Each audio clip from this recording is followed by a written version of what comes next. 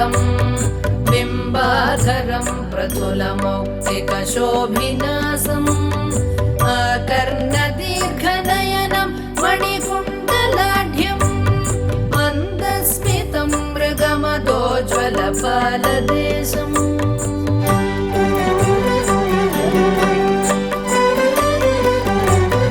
प्रातर्भजामि ललिताभुजकल्पवल्लीं रत्नाङ्गुलीयलसदङ्गुलिपल्लवाढ्यां माणिक्यहेमवलयाङ्गदशोभमानां पुण्ड्रेक्षु चापकुसुमेषु शृणीर्दधानाम्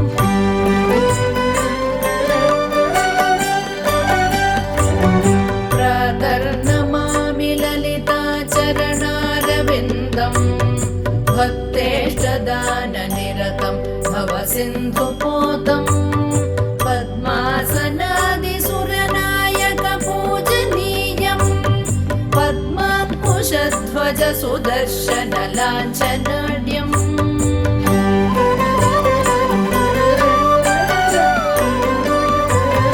प्रातस्तु मे परशिवां ललितां भवानीं त्रय्यन्तवेद्यविभवां करुणानवद्यां विश्वस्य सृष्टिविलयस्थितिहेतुभूतां विश्वेश्वरीं निगमवाङ्मनसा। సాయి టీవీ ప్రేక్షకులకు నమస్కారం. శ్రీ సాయిబాబా వారి మహాసమాధి ఉత్సవాలను మనం వరాల సాయి మందిరంలో ఎంతో అద్భుతంగా నిర్వహించుకుంటున్నాం. ఉత్సవం అనేటువంటి దానికి అసలైనటువంటి అర్థాన్ని మనకు ఈ విజయదశమి మనకు చూపెట్టింది. షిరిడీలో ఉపాధిని కోల్పోయినటువంటి అనేక మంది బిడ్డలకు పండుగ సంబరాన్ని పంచేటువంటి కార్యక్రమాన్ని ఆ కార్యక్రమంలో మనం భాగస్వాములు అవ్వడం, తద్వారా బాబా కృపను మనం పొందడానికి ఈ సమాధి ఉత్సవాల సందర్భంగా మనకు ఒక అవకాశాన్ని శ్రీ సాయినాథుల వారు మనకు అందించారు. నిజంగా 102 సంవత్సరాలు. ఈ 102 సంవత్సరాల్లో బాబా తను చెప్పినటువంటి ఏకాదశి వచనాల్లో ప్రతి ఒక్క వాగ్దానాన్ని ఆయన నెరవేరుస్తూనే ఉన్నాడు. ఈరోజు మనం చెప్పుకోబోయేటువంటి ఏకాదశి వాగ్దానాల్లో 6వదైనటువంటి ఆ 6వ దానికి ఒక ప్రత్యేకమైనటువంటి స్థానం ఉంది. ఎందుకంటే బాబా తను ఎంత కర్తవ్యాన్ని నిర్వర్తిస్తున్నాడు, మనకు కార్యాచరణలో ఆయన ఎప్పుడూ కూడా ఆయన కర్తవ్యాన్ని మన కోసం ఏ విధంగా నిర్వర్తిస్తున్నాడు. అసలు ఒక భగవంతుడు భక్తుల పట్ల ఇంత కర్తవ్యంతో ఇంత బాధ్యతగా ఉంటాడనేటువంటి విషయము సాయిబాబా అవతారం ఈ భూమిపైకి వచ్చేంత వరకు కూడా ఎవరికీ తెలియదు. ఎందుకంటే బాబా చెప్తారు ఏకాదశి వచనాల్లో, నన్ను ఆశ్రయించిన వారి శరణుజొచ్చిన వారి రక్షించడమే నా కర్తవ్యము అంటారు. నన్ను ఆశ్రయించిన వారి శరణుజొచ్చిన వారిని రక్షించడమే నా కర్తవ్యం. ఈ మాట ఈ 102 సంవత్సరాల్లో, అంతకంటే ముందు అనేక రకాలైనటువంటి అనుభవాలు ఆ రోజు బాబా శరీరంతో ఉన్నటువంటి భక్తులు స్వయంగా వాళ్ళు అనుభవించి ఉన్నారు.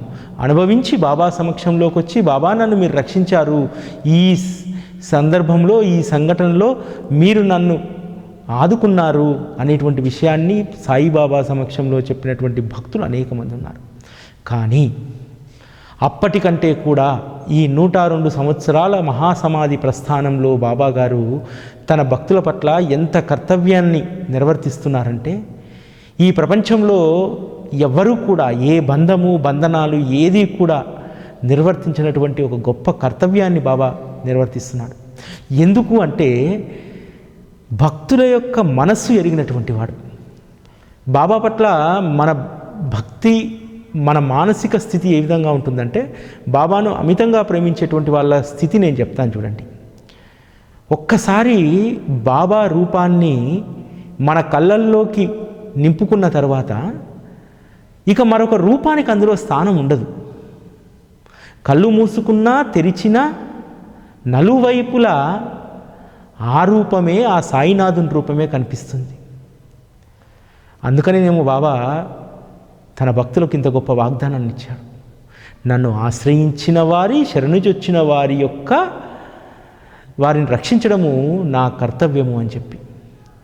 ఈరోజు మనందరం కూడా ఒక్కసారి సాయినాథుణ్ణి హృదయంలోకి నింపుకున్న తర్వాత, కళ్ళల్లోకి నింపుకున్న తర్వాత ఇక మరొక రూపానికి స్థానం లేకుండా పోతుంది.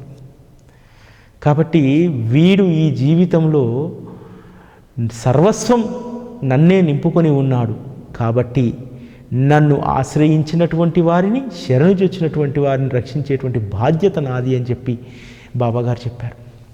ఎందుకంటే మీ అనుభవాలన్నీ కూడా మీరు ఒక్కసారి నెమరు వేసుకోండి, ఆత్మ పరిశీలన చేసుకోండి. ఎన్ని సందర్భాల్లో బాబా మిమ్మల్ని మీరు ఒక్కసారి శరణు చేస్తే, బాబా నీవు తప్ప మరెవరు దిక్కులేరు అని చెప్పి బాబాను అడిగితే ఏ విధంగా నిన్ను రక్షించడానికి తన కర్తవ్యాన్ని నిర్వర్తించుంటారు బాబా. తన కర్తవ్యాన్ని నిర్వర్తించడానికి ఎప్పుడూ కూడా బాబా వెనుకడుగు వెయ్యరు, మరొక మాట చెప్పరు, ఏ మార్చరు, బుజ్జగించరు. ఇది నీ కాదులే తర్వాత అని చెప్పి దాంట్లో న్యాయము, నిజాయితీ ఉంటే గనక మనకు ఏ ఆపదలో మనం ఉన్నా సరే మనల్ని రక్షించడానికి ఆయన పరుగు పరుగున వచ్చి తన కర్తవ్యాన్ని నిర్వర్తించేస్తారు. అంతేకాదు ఎక్కడో ఆగిపోయినటువంటి దాన్ని మీకు ఒక అద్భుతమైనటువంటి ఉదాహరణ చెప్తాను. అంటే ఆయన కర్తవ్యం ఏ విధంగా ఉంటుందనేటువంటిది ఆ రోజు చెప్తా, ఈరోజు చెప్తా. మీరందరూ కూడా సావిత్రిబాయి టెండూల్కర్ కుటుంబం గురించి చదువుకొని ఉంటారు. కొడుకేమో జ్యోతిష్యం దగ్గరికి పోయి చూపెట్టుకొని, బాబు టెండూల్కర్ చూపెట్టుకొని వచ్చి, ఈ సంవత్సరం నేను పరీక్షకు కూర్చోనమ్మా, జ్యోతిష్యుడు చెప్పాడు ఈసారి మనం ఎంత చదివినా వృధానే, నేను సీట్ రాదు నాకు, మెడికల్ సీటు అంటాడు. కానీ జ్యోతిష్యుడు చెప్పాడు, కుండలి చూశాడు, అన్నీ చూశాడు, అయినా సరే లేదు బాబాను ఆశ్రయిస్తే, బాబాను అడిగితే అదే సరైనటువంటి సమాధానం అని చెప్పి ముంబై నుంచి పరుగున వస్తుంది ఆ తల్లి సావిత్రిబాయి టెండూల్కర్.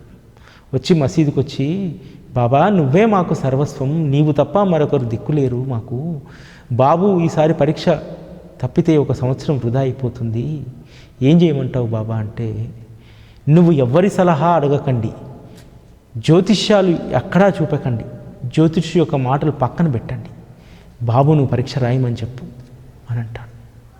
అంటే బాబా చెప్పినటువంటి దాని ప్రకారం బాబు పరీక్ష రాస్తే ఏం జరుగుతుంది సచ్చరితలో? ఆ సంవత్సరమే తనకు మెడికల్ సీట్ వస్తుంది. తర్వాత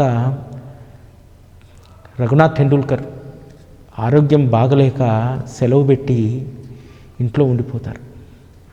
ఆ తర్వాత కూడా కొంత విధులు నిర్వర్తించినప్పటికీ కూడా ఇక తన వల్ల కాక రిటైర్మెంట్ తీసుకుంటే తనకు వచ్చేటువంటి 150 రూపాయల జీతంలో 75 రూపాయల పెన్షన్ వస్తే ఏమాత్రం కుటుంబ పోషణకు సరిపోదు. అటువంటి సమయంలో బాబా స్వయంగా ఏ విధంగా కర్తవ్యాన్ని నిర్వర్తిస్తాడంటే, యాజ్ ఫర్ రూల్ 50% పెన్షన్, కానీ ఆ సంస్థలో ఉన్నటువంటి ఉన్నతాధికారుల మనసులో చొరబడి ఇంత సేవ చేశాడే రఘునాథు, ఆ రఘునాథునికి అన్యాయం ఎలా చేస్తాము అని చెప్పి ఎంత నిజాయితీ నిబద్ధతతో పనిచేశారో అన్నటువంటి విషయాలను మేనేజ్మెంట్కు నివేదిస్తే మేనేజ్మెంటు ఉన్నతమైనటువంటి పెన్షన్తో ఆయనను పదవి విరమణ చేస్తుంది. అది కూడా బాబా స్వప్నంలో వచ్చి అడుగుతారు, 100 రూపాయలు సరిపోతాయా అమ్మా పెన్షన్ అంటే? సావిత్రిబాయి టెండూల్కర్ అంటుంది, సరిపోదు బాబా, లేకపోతే ఇంకో 10-20 పెంచు అని చెప్పి అడగదు సావిత్రిబాయి టెండూల్కర్. మీరు ఎంత ఇప్పిస్తే అంతే సరిపోతుంది బాబా, కాబట్టి మీరు ఎంత ఇప్పించినా మాకు సంతోషమే అంటే వారం రోజుల్లో 110 రూపాయల పెన్షన్ సెటిల్మెంట్ అయ్యి ఇంటికి కాగితాలు వస్తాయి. అంటే తన బిడ్డలను రక్షించేటువంటి బాధ్యత, ఆ కర్తవ్యాన్ని ఏ విధంగా నిర్వర్తిస్తాడో బాబా ఇదొక గొప్ప ఉదాహరణ. ఇదొకటైతే ఇటీవల కాలంలో జరిగినటువంటి ఒక అద్భుతమైనటువంటి లీలను మీకు చెప్తాను. చాలా రోజులు గవర్నమెంట్లో సర్వీస్ చేసి భర్త చనిపోతాడు.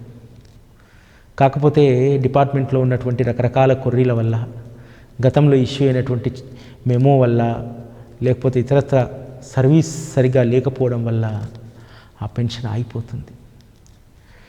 ఎవరు పైన ఆధారపడకూడదు, తన భర్త పెన్షన్ పైనే ఆధారపడాలని చెప్పి ఆత్మాభిమానంతో ఉన్నటువంటి ఆ ఇల్లాలకు బాబా ఏ విధంగా సహాయం చేశాడు. ఊహ తెలిసిన నాటి నుంచి నేను చెప్పినట్టు కళ్ళల్లో బాబా రూపం తప్ప మరి వేరే రూపానికి తావివ్వకుండా ఎప్పుడూ ఆయన ధ్యాసలో ఉండేటువంటి ఆవిడకు బాబాని అడుగుతుంది, బాబా పెన్షన్ రాకపోతే, నాకంటూ ఆదాయం లేకపోతే పిల్లలు చిన్నచూపు చూస్తారు. కాబట్టి నేను చివరి క్షణం వరకు ఆత్మాభిమానంతో బతకాలి బాబా. నేను వేరేది ఏది అడగట్లేదు, న్యాయంగా నాకు రావలసినటువంటి నా భర్త పెన్షన్ను ఇప్పిమని చెప్పి అడుగుతున్నాను. అంటే అప్పటి వరకు తొక్కి పెట్టినటువంటి ఆ ఫైలు బాబా పూనుకుంటే, ఎందుకంటే ఎంత అద్భుతమైనటువంటి లీలంటే ఆ పెన్షన్ క్లియర్ చేసేటువంటి ఆఫీస్లో ఆ పెన్షన్ ఫైలు ఎవరైతే రిటైర్ అయ్యారో అతని దగ్గర పనిచేసినటువంటి అబ్బాయి దగ్గరికి వెళ్తుంది. ఆ అబ్బాయి అదంతా చూసి ఉన్న కొర్రీస్లన్నింటినీ సాల్వ్ చేయించి చాలా గౌరవప్రదంగా పెన్షన్ సెటిల్ చేసి ఆవిడకు పెన్షన్ మంజూరయ్యేలాగా చూస్తాడు. అంటే అక్కడ ఆ అబ్బాయి కేవలం పాత్రధారి, కానీ ఆ ఆలోచన స్ఫురింపజేసి తను నమ్ముకున్నటువంటి బిడ్డకు ఆత్మగౌరవంతో బతికేటువంటి ఒక అద్భుతమైనటువంటి అవకాశాన్ని బాబా అక్కడ కల్పిస్తారు. ఎవరైతే శరణు జొచ్చుతారో, ఎవరైతే అనన్యంగా సాయినే నమ్ముకొని ఉంటారో వాళ్ళందరినీ ఏ విధంగా బాబా రక్షిస్తారు అనడానికి ఇది ఒక అద్భుతమైనటువంటి లీల. అదేవిధంగా మనం చూస్తాం, నానాసాహెబ్ చందోర్కరు అనేక గ్రంథాలు, షట్శాస్త్రాలను అభ్యసించినటువంటి పండితుడు. ప్రభుత్వంలో చాలా గొప్ప కలెక్టర్ కార్యదర్శిగా పనిచేసి చాలా ఉన్నతాధికారిగా పనిచేసినటువంటి వాడు. మీ అందరికీ తెలుసు, ఒకరోజు కొండ ప్రాంతంలో సర్వేకి వెళ్తే నీళ్లు దొరకక అల్లాడిపోతూ ఉంటే, బాబా నువ్వు తప్ప ఇక్కడ ఎవ్వడూ నీరు సృష్టించలేడు, ఎవ్వరి తరము కాదు, నువ్వే నా దప్పికను తీర్చు అంటే ఒక కోయవాడు వచ్చి ఏం కావాలని అడిగితే, నీ దగ్గర ఉన్న నీళ్లు కొన్ని అంటే, నువ్వు నీళ్ళ పైన కూర్చొని నన్ను నీళ్ళు అడుగుతున్నావేంటి, ఆ బండ తీసి చూడు, ఆ బండ కింద నీళ్ళు ఉంటాయి, చల్లటి సెలయేరు ఆ బండ కింద ఉంటుంది, తాగు అంటాడు. బండను కదిపి చూస్తే చల్లటి నీళ్లు అక్కడ లభిస్తాయి. ఇక్కడ ఏం జరుగుతుంది మసీదులో? బాబా ఎమ్మటే మసీదులో కుండను ఎత్తి గడగడ గడగడ నీళ్ళు తాగేస్తాడు. అంటే ఎవరైతే తన్ను అనన్యంగా శరణు చూస్తారో వారికి సర్వకాలాలలోనూ బాబా అండగా ఉంటాడు, వారిని రక్షిస్తాడు అనడానికి ఇంతకంటే గొప్ప నిదర్శనాలు ఏమీ ఉండవు. అందుకనే బాబా చెప్పినటువంటి ఈ 6వ ఏకాదశ వచనం, ఎవరైతే నన్ను ఆశ్రయిస్తారో, నన్ను శరణు చూస్తారో వారిని రక్షించేటువంటి బాధ్యత నాది అనేటువంటి ఆ అభయ వచనం ఎప్పుడూ కూడా మనం గుండెల్లో నింపుకోవాలి. ఎందుకంటే ఎప్పుడైతే మనం బాబాను అచంచల విశ్వాసంతో శరణు వేడుతామో, ఆశ్రయిస్తామో, అప్పుడు తప్పకుండా బాబా మనందరినీ కూడా రక్షిస్తూ ఉంటాడు. అంటే కొన్ని సందర్భాల్లో మన ఆత్మగౌరవానికి సంబంధించినటువంటి విషయాలు, మన పరువుకు సంబంధించినటువంటి విషయాల్లో కూడా బాబా ఎంత గొప్పగా ఆదుకుంటాడో ఒకసారి దీక్షిత్ గారి కథ వింటే మనకు అర్థమవుతుంది. దీక్షిత్ గారు ఒక మార్వాడికి అప్పు పడతాడు. అప్పు పడితే ఎమ్మడే కట్టకపోతే దావా వేస్తాను, రకరకాలైనటువంటి వార్నింగ్లు ఇస్తూ ఉంటాడు. ఒకసారి స్వప్నంలో ఆ మార్వాడి కనిపించి, నేను తప్పకుండా నువ్వు ఈసారి నా బాకీ తీర్చాల్సిందే అంటే, నేను ఈ ముంబై నగరంలో పలుకుబడి ఉన్నామని నాకు సేట్ చమన్లాల్ అనేక మంది సేట్లు తెలుసు, వాళ్ళు ఎవరైనా సరే వాళ్ళతోటి హామీ ఇప్పిస్తా అని చెప్పి అంటాడు. మెలకువ రాగానే ఉలిక్కి పడతాడు దీక్షిత్ గారు. అరే, నేను స్వప్నంలో చమన్లాల్ తెలుసు, ఆలాల్ తెలుసు అని చెప్పాను, బాబా ఉన్నాడు, బాబా దీన్ని గట్టెక్కిస్తాడని నేను చెప్పలేదే స్వప్నంలో అని చెప్పి బాబాను శరణు వేడి బాబా ఫోటో దగ్గర ఉండి, బాబా ఎలాగైనా సరే నువ్వు నన్ను ఈ గండం నుంచి బయటపడేయాలి అని చెప్పి అంటే, సరిగ్గా దీక్షిత్ గారు ఆఫీస్లో కూర్చోండగా అతని స్నేహితుడు కుమారుడు వస్తాడు. వచ్చి, మా నాన్నగారు మిమ్మల్ని కలవమన్నారు, నాకు ఒక 50,000 రూపాయలు ఇచ్చాడు. ఈ 50,000 రూపాయలను ఎక్కడైనా పొదుపు చేయాలంటే దానికి దీక్షిత్ గారు సలహా తీసుకోమన్నారు అంటారు. అప్పుడు దీక్షిత్ గారు నిజంగా డబ్బులు అవసరం, నేరుగా అడగొచ్చు, బాబు నాకు ఇచ్చేసేయి, నీకు ఇంత ప్రతి నెల ఇంత ఇస్తానని చెప్పి అట్లా అడగలేదు. అనేక కంపెనీల వివరాలు తెలియజేసి ఈ కంపెనీలో పెడితే ఇంత లాభం వస్తుంది, లేకపోతే ఇంత నష్టం వస్తుంది, ఇక్కడ నువ్వు మదుపు చేసుకుంటే ఇంత డబ్బు వస్తుందని చెప్తారు. చెప్పి చివరిగా నాదొక విన్నపము, ఈరోజు నా కంపెనీకి కూడా డబ్బు అవసరము, కాబట్టి నువ్వు ఇక్కడ పెడితే విశ్వాసం ఉండి పెడితే నీకు తప్పకుండా నేను మళ్ళీ తిరిగి ఇచ్చివేస్తాను అంటే ఆ కుర్రవాడు ఒక మాట కూడా మాట్లాడకుండా టేబుల్ పైన డబ్బు పెట్టి ఎక్కడో తెలియనటువంటి కంపెనీల్లో పెట్టి వాడు ఎక్కడ పోతుందో తెలియనటువంటి ఆందోళనతోనే ఉండే బదులు మీరు మాకు చాలా చిరకాల పరిచయస్తులు, మీరు ముంబై నగరంలో నిజాయితీ పరులు, మీ దగ్గర డబ్బు నిశ్చయంగా ఉంచవచ్చు అని చెప్పి డబ్బు అక్కడ పెట్టిపోతారు. పెట్టి వెళ్ళగానే వెంటనే ఆ మార్వాడికి ఇవ్వాల్సిన డబ్బు దీక్షిత్ గారు ఇచ్చేస్తారు. అంటే ఇదంతా కూడా అరేంజ్మెంట్, బాబా అరేంజ్మెంట్. నిజంగా అప్పటికి దీక్షిత్ గారికి ప్రాక్టీస్ లేదు, ప్రాక్టీస్ మొత్తం మానేశారు. పెద్దగా ఆదాయ వనరులు లేరు, ఆస్తులు ఉన్నాయి, ఆదాయ వనరులు లేవు. అయినా సరే ఆ అబ్బాయి ఎట్లా దీక్షిత్ గారి దగ్గర అంత డబ్బు పెట్టిపోయారు. అది బాబా అనుగ్రహం. బాబాను శరణుచి వచ్చారు, బాబా నా పరువు పోకుండా చూడు, ఆ మార్వడి వస్తే దాన్ని జప్తు చేస్తే నా పరువు పోతుంది, అది పోకుండా చూడు అని చెప్పి అడిగాడు. ఆ విధంగా బాబా ఎప్పుడూ అప్రమత్తుడై ఉంటాడు. ఇక మనం ఈరోజు పూజను ప్రారంభించుకుందాం. సమయం ఆలస్యం అవుతుంది. పూజ తర్వాత మళ్ళీ మనం మాట్లాడుకుందాం.